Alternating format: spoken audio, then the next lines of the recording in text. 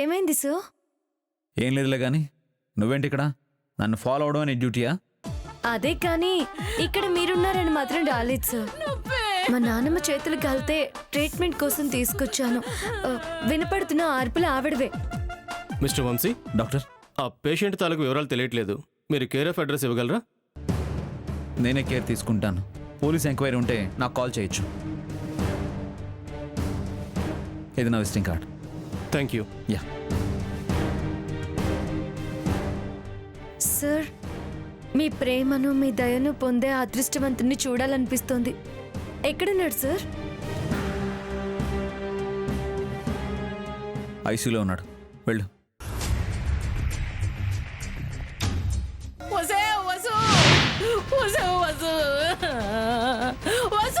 వస్తున్నా నానమ్మా.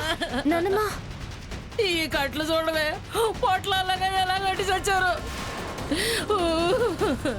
ఏంటే చూపు, తొందరగా ఇంటికి వెళ్దామే.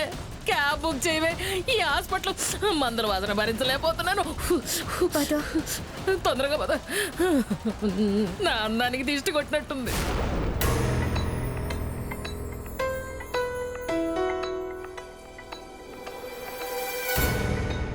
ఏ విషయాన్నైతే ఆయనకి తెలియకుండా 18 ఏళ్లుగా దాచిపెట్టామో, ఈరోజు ఆ విషయాన్ని, దృశ్యాన్ని కళ్ళారా చూశారాయన.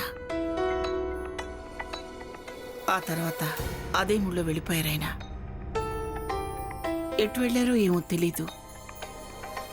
మనసులో అలజడి రేగి తను డిస్టర్బ్ అయ్యి ప్రెస్ స్టేషన్కి వెళ్తే.